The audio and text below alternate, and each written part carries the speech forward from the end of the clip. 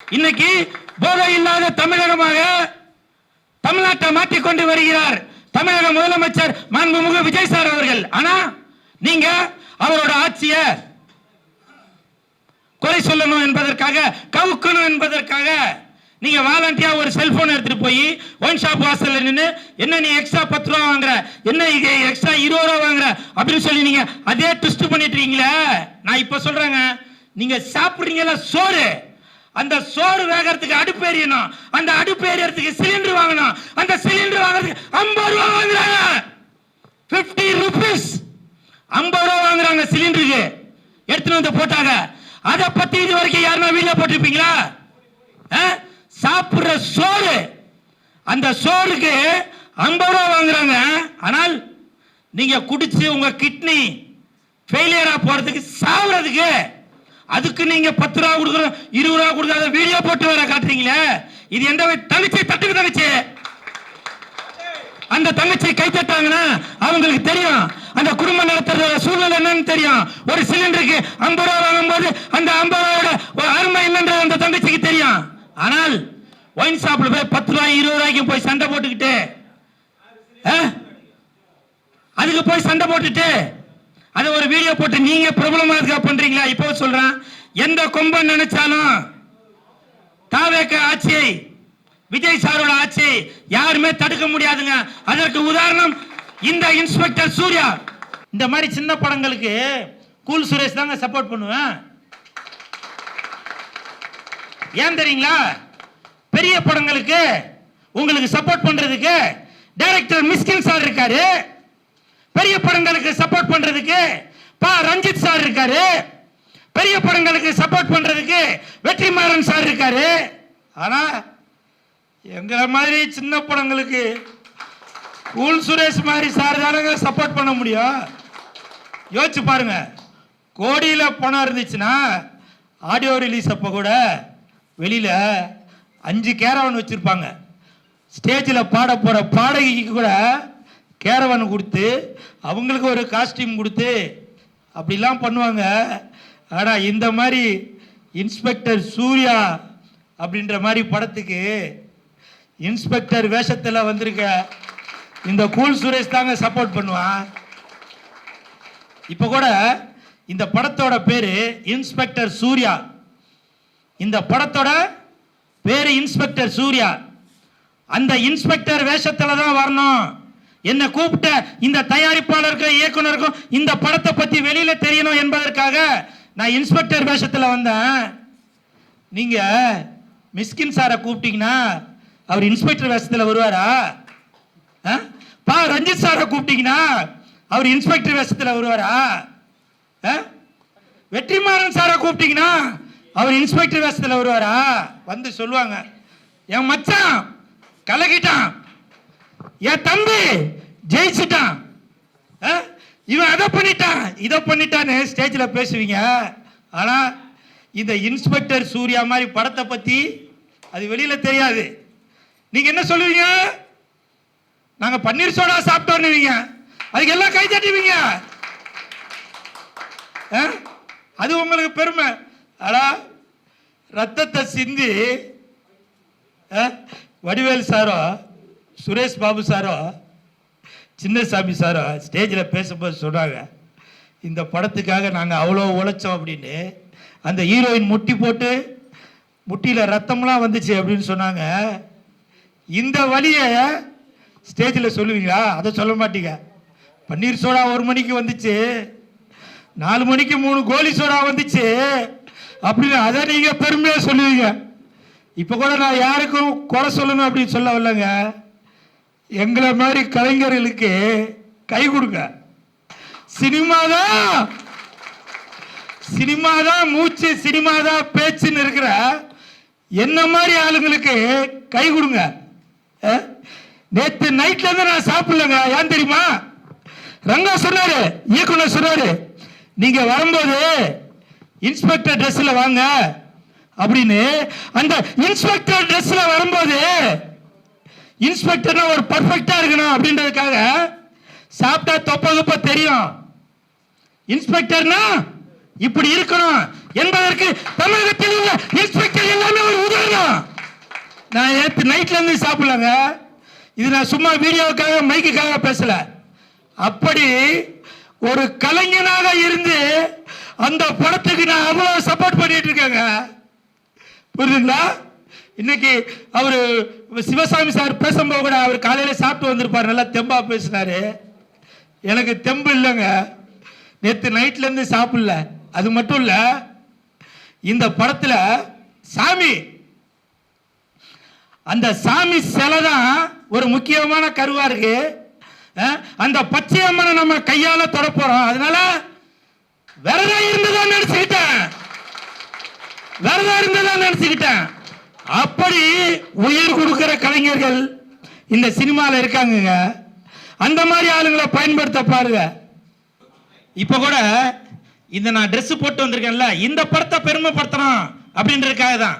அடுத்த வாரம் என் நண்பன் சுனில் கண்ணனுக்கு 13ஆம் தேதி கல்யாணம். அவன் ஒரு சமையல் கலைஞன் திருவள்ளூர்ல. அவனோட கல்யாணத்துக்கு போகும்போது அந்த செஃப் ட்ரெஸ்ல தான் போவேன். ஒரு கலைஞனாக அந்த அந்த கலைஞனுக்கான மரியாதை என்னவோ அது வழியா தாங்க நான் பண்ண முடியும். அதனால தயவு செய்து இவன் ஏதோ கூத்தாடி அப்படின்னு சொல்லி கிண்டல் பண்ணாதீங்க. ஒரு ஜோக்கரு பப்புனு அப்படி கிண்டல் பண்ணாதீங்க. இப்பவும் சொல்றாங்க பப்புன்னு சொல்றீங்கல்ல, அந்த பப்புன் ஒரு மேடை நிகழ்ச்சியில அந்த பப்புன் ஹீரோ வரலன்னா அந்த பப்புனால ஹீரோ வேஷம் போட முடியும். அந்த பப்புன் ஹீரோயின் வரலன்னா ஹீரோயின் வேஷம் போட முடியும். ஆனா அந்த மேடையில ஹீரோ ஒரு பப்புன் வேஷம் போட முடியுமா? ஒரு ஹீரோயின் வேஷம் போட முடியுமா? அப்படி எல்லாம் கலந்ததாங்க கலைஞன். அப்படி ஒரு கலைஞன் தான் இந்த ரங்கா, இவரு சுரேஷ், இப்படி பல பேர் இருக்கிற இந்த இண்டஸ்ட்ரியில. அது மட்டும் இல்ல, இந்த படத்துல குடிக்க கூடாது அப்படின்ற ஒரு கருத்தை இயக்குனர் அவர்கள் கொடுத்திருக்காங்க. சார், உண்மையிலேயே இந்த படம் பார்த்ததுக்கு அப்புறம் நிறைய பேர் குடிக்க மாட்டாங்க. அதற்கு காரணம் இயக்குனர் சுரேஷ் பாபு மட்டும் இல்ல, மாண்புமிகு தமிழக முதலமைச்சர் விஜய் சார் தான். இன்ஸ்பெக்டர் சூர்யா இந்த படம் எனக்கு சில ஷாட்லாம் இயக்குனர் சுரேஷ் பாபு காமிச்சாரு போன்ல. வருகின்ற 23ஆம் தேதி அன்னைக்கு எப்படி ஜனநாயகன் படத்துல விஜய் சார் போலீஸ் கெட்டப்பு போட்டு தீய சக்தி எப்படி தூய சக்தியா மாற்றாரோ, அதே மாதிரி இந்த இன்ஸ்பெக்டர் சூர்யா படத்திலையும் சுரேஷ் பாபு அவர்கள் தீய சக்தியை தூய சக்தியா மாற்றுவாரு. நீங்க படம் பார்க்கும்போது தெரியும். இந்த படத்தின் கதாநாயகி 3 கதாநாயகின்னு சொன்னாங்க. ஒருத்தங்க மலையாளத்தில் பிஸியாக இருக்காங்க, இன்னொருத்தங்க தெலுங்கில் பிஸியாக இருக்காங்க, இன்னொருத்தங்க தான் இவங்க சோனியா தாஸ். எந்திரிச்சு ஒரு வணக்கம் சொல்லுமா? ஏன்னா இந்த படத்துக்கு அப்புறம் அவங்க பிஸி ஆயிடுவாங்க, எழுந்துக்க கூட மாட்டாங்க. ஸோ இருந்தாலும் இப்போவே ஒரு வணக்கம் சொல்லி உங்களுக்கு நன்றிகளையும் தெரிவித்துக் கொள்கிறாங்க. அதே மாதிரி படத்தின் தயாரிப்பாளர் வடிவேல் சார்.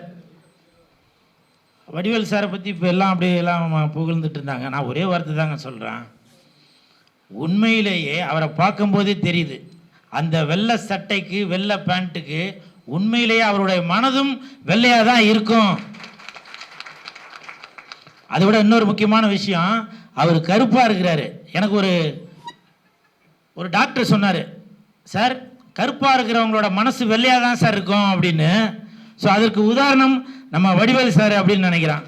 இப்போ கூட பாருங்க, அவர் சிரிக்கும்போது கூட பல்லு கூட வெள்ளையாக தாங்க தெரியுது.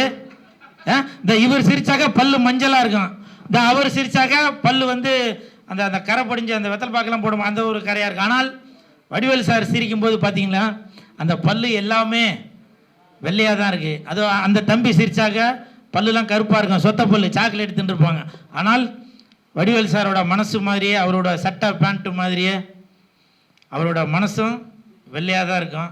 அதனால் உங்களுக்கு என் மனமார்ந்த வாழ்த்துக்கள்.